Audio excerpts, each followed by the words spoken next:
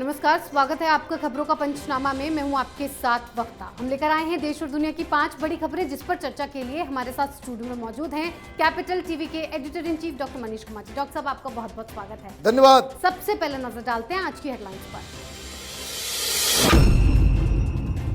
Congress party को मिला नया और पसंदीदा अध्यक्ष, खड़गे साहब को मिली अध्यक्ष पद की कमान। शशि थरूर ने लगाए चुनाव में धांधली का आरोप, चिट्ठी लिख की शिकायत।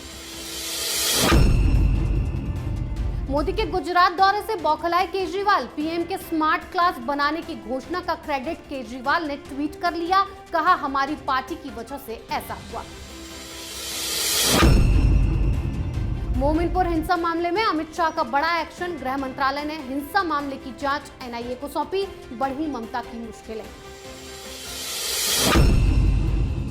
बिहार में एक सवाल पर कटा बवाल, 7वीं कक्षा की परीक्षा में कश्मीर को बताया अलग देश। शिक्षा विभाग के साथ बिहार सरकार पर भी उठ रहे सवाल। पीएम मोदी 2 दिन के गुजरात दौरे पर, गुजरात के गांधीनगर में किया डिफेंस एक्सपो का उद्घाटन। डीसा में वायुसेना एयरबेस बनाने का किया ऐलान। चीन पाकिस्तान को लगी।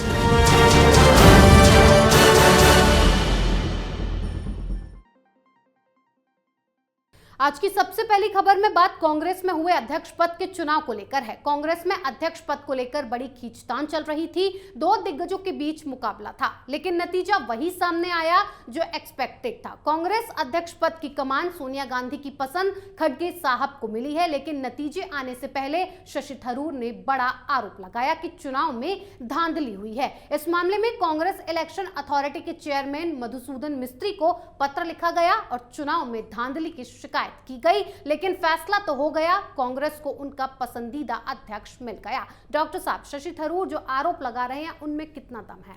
देखिए, जो वो आरोप लगा रहे हैं उसमें 100% सच्चाई है। सोनिया गांधी ये चाहती थी कि उनके ही मनपसंद व्यक्ति को कांग्रेस का अगला अध्यक्ष बनाया जाए। उसके लिए उन्होंने चुना भी किसको? जो गांधी परिवार की गुलामी में पूरी तरीके से नतमस्तक हो। खड़गे साहब नेशनल हेराल्ड केस में एक ऐसे शख्स हैं, एक ऐसा जो कह सकते हैं कि पेच है, जो गांधी परिवार के साथ इस पूरे घोटाले में सम्मिलित है।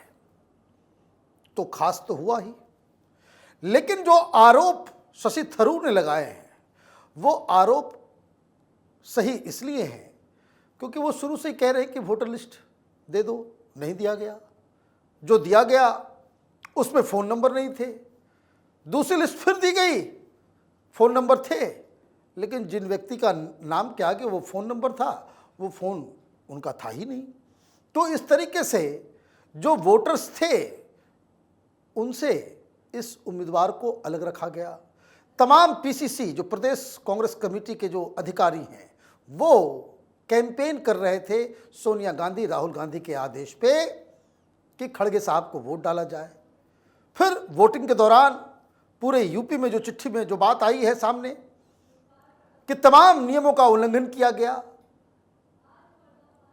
थरूर साहब के एजेंट्स को यह मालूम नहीं पड़ा कि जो बैलेट बॉक्स जो था उसके अंदर पहले से बैलेट डाले हुए थे, नहीं डाले हुए थे।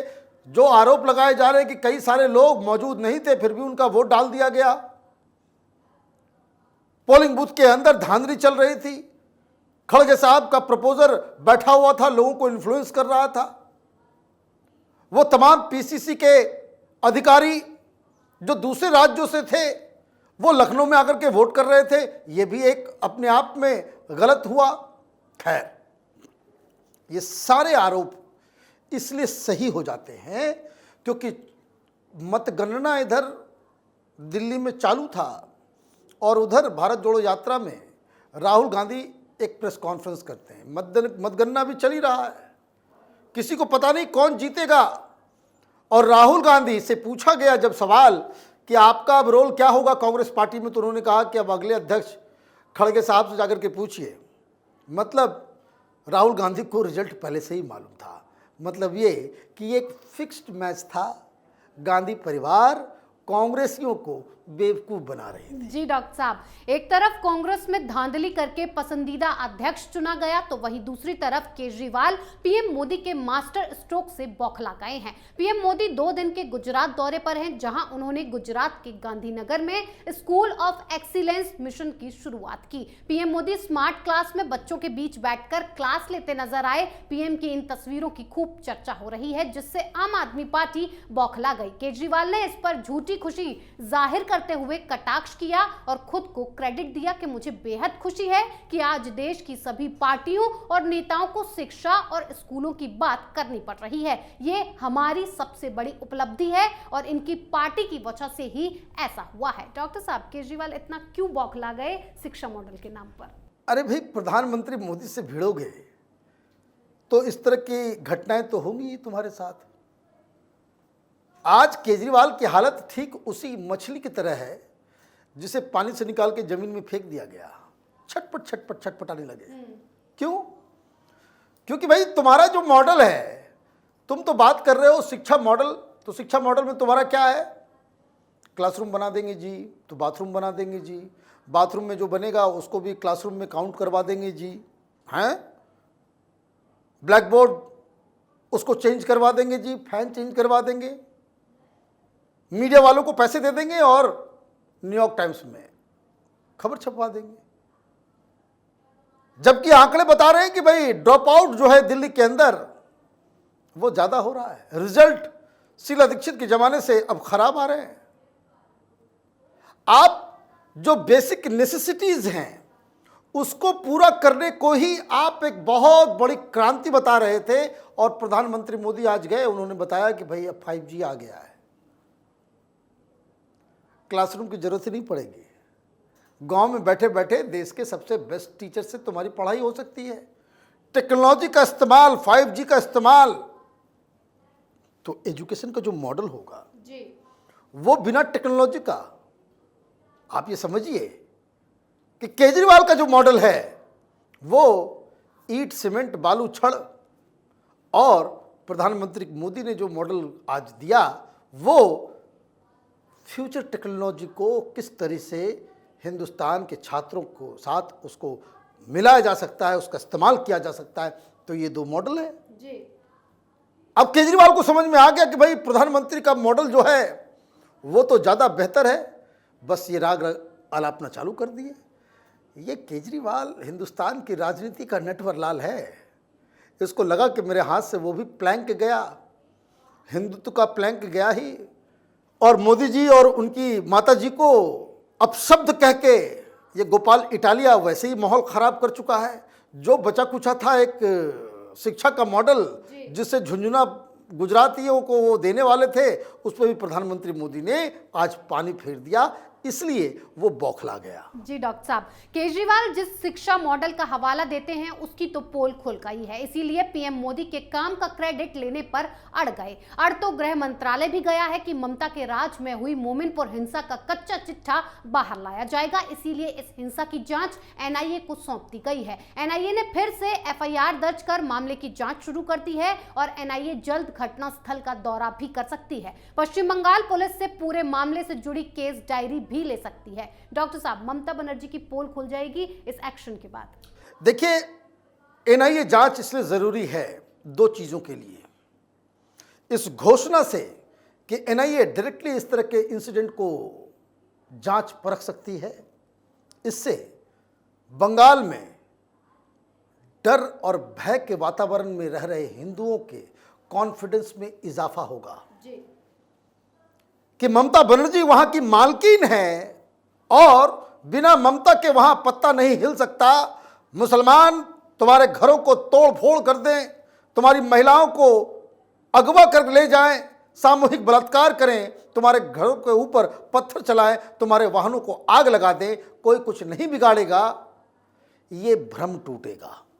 पहली चीज, इस डिसीजन का सबसे बड़ा फायदा ये होगा कि बंगाल के हिंदुओं के दिलों में एक रीअश्योरेंस कि ममता के ऊपर भी है, बंगाल पुलिस के ऊपर भी है, जो इन दंगाइयों को, जिहादियों को टांग सकती है। एक दूसरी चीज, कैपिटल टीवी ने इस घटना के फौरन बाद हमने खबरों की खबर की थी, उसमें हमने इस बात को बताया था कि किस तरीके से इकबालपुर पुलिस स्टेशन के सामने एक बंगले के अंदर टीएमसी से जुड़े हुए लोग और खास करके ममता बनर्जी के सबसे लाडले मुस्लिम लीडर फरहाद हकीम के बहुत ही क्लोज एसोसिएट ने वहां पे मीटिंग की, पुलिस थाने को कब्जा किया। पुलिस वाले इन तमिल टीएमसी के लोगों को देख करके वो भाग गए। उनका जो ऑडियो सिस्टम है, लाउड स्पीकर है, उसे उठा करके ये लोग बाहर आते हैं और वहां पे दंगा मचाते हैं। अब खबर ये आ रही है कि जो शुरुआती जांच जो हुई है इसमें पीएफआई का हाथ नजर आ रहा है। तो ये कहां बच के जाएंगे? एनआईए तो अब सीधे इनके गर्दन को पकड़ेगी और इस तरह के घटनाओं के बाद जो मेन कॉन्स्पिरेटर्स हैं उसको आप उठा के दिल्ली के तिहाड़ में बंद कर दें, फिर देखिए किसकी हिम्मत पड़ती है कि वो हिंदू फेस्टिवल्स के दौरान देवी देवताओं की मूर्तियों के ऊपर जरा सा भी चोट पहुंचा सके। जी बिल्कुल, एक तरफ बंगाल में बवाल हो रहा है तो वहीं दूसरी तरफ बिहार में एक सवाल पर बवाल कट गया है। शिक्षा विभाग एक बार फिर से सुर्खियों में है। कश्मीर को अलग देश बताया गया है। मामला बिहार का है। बिहार के किशनगंज में 7वीं कक्षा की परीक्षा चल रही थी।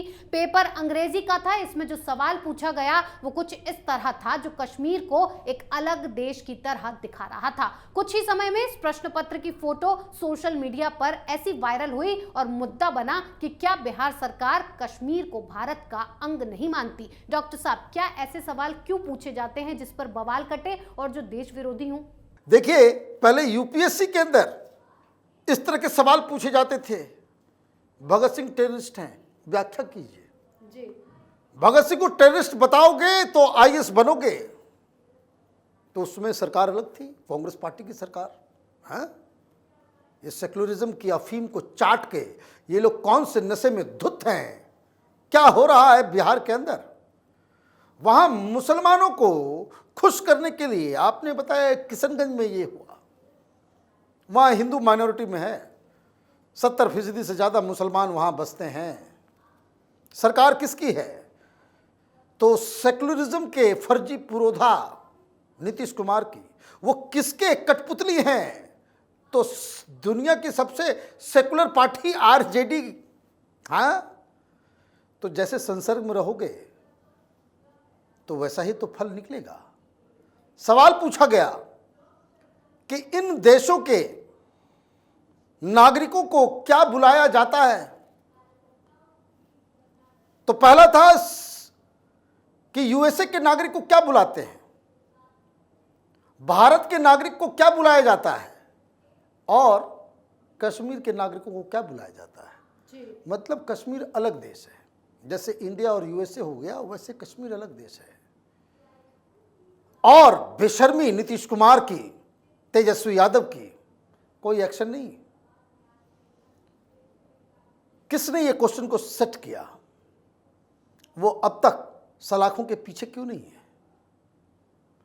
जिन जिन लोगों ने इस क्वेश्चन पेपर को बकायदा अटेस्ट किया, भाई पूरी ब्यूरोक्रेसी होगी, उस सारे लोग होंगे, एक व्यक्ति का तो काम होगा नहीं। तो जितने भी लोग उस चेन में हैं कि जिनके अप्रूवल से क्वेश्चन पेपर्स तैयार हुए, सब लोगों को जेल के अंदर डालना चाहिए। लेकिन जैसा कि मैंने कहा कि ये सेक्युलरिज्म की अफीम चाट करके राज करते हैं, किसी को कुछ नहीं होगा और बहुत ही घटिया तरीके से, घृणित तरीके से इस तरह के सवालों का डिफेंस तैयार किया जाएगा। जी बिल्कुल डॉक्टर साहब, आखिरी खबर में बात पीएम मोदी के बड़े ऐलान की। प्रधानमंत्री नरेंद्र मोदी एक बार फिर गुजरात के दौरे पर हैं, जहां उन्होंने गांधीनगर डिफेंस एक्सपो का उद्घाटन किया और कई ऐसी बातें कही जिससे कई देशों को ये मैसेज गया कि भारत अब आत्मनिर्भर भारत की तरफ बढ़ रहा है। मोदी ने पाकिस्तान और चीन पर निशाना साधते हुए कहा कि दीसा की धरती पर वायुसेना का एयरबेस बनेगा, जिससे काफी देशों को मिर्ची लगी है। लेकिन सकारात्मक मानसिकता वाले कई देश हमारे साथ आए हैं। डॉक्टर साहब, पीएम मोदी ने अपने संबोधन में कई ऐसी बातें कही हैं जिससे ये लगता है कि पाकिस्तान और चीन को सीधे सीधे जवाब दिया गया। देखिए, आज जो डिफेंस एक्सपो हुआ है वो अपने आप में एक ऐतिहासिक मुकाम है। वो इसलिए प्रधानमंत्री मोदी का ये सपना है कि जो डिफेंस में इस्तेमाल होने वाले जो वेपन्स हैं, टेक्नोलॉजी है, तमाम चीज़ें वो हिंदुस्तान में बननी चाहिए, मेक इन इंडिया। और आज का जो डिफेंस एक्सपो था वो Indian companies, make in India, Hindustan के अंदर काम करने वाली कंपनियों का वो जमावड़ा था। अब कांग्रेस पार्टी, विपक्षी पार्टियां, जब प्रधानमंत्री मोदी ने मेक इन इंडिया का आह्वान किया था और ये कहा था कि एक दिन ऐसा आएगा कि हम दुनिया के अलग अलग देशों को हम वेपन बेचेंगे। हिंदुस्तान में तो कुछ बनता नहीं, तो डिफेंस के जो सेक्टर्स थे, जो ऑर्डिनेंस फैक्ट्री जहां बंदूकें बननी थी, इन कांग्रेसियों ने वहां जूता बनवाया, वहां मोजे बनते थे। ये तो हालत इन लोगों ने कर दिया था, क्योंकि बाहर से आएगा तो माल खाएंगे। कोई ऐसी डील डिफेंस की नहीं आज तक हिंदुस्तान में हुई कांग्रेसियों के जमाने में जिसमें सौदेबाजी नहीं हुई, जिसमें घोटाला नहीं हुआ, जिसमें दलाली नहीं खाई गई। इन लोगों के पास देश के बारे में बात करने की कोई मर्यादा बची हुई है? तो प्रधानमंत्री का यह सपना था। आज सैकड़ों कंपनियां हिंदुस्तान में डिफेंस सेक्टर में आ गई, इंडियन कंपनीज। और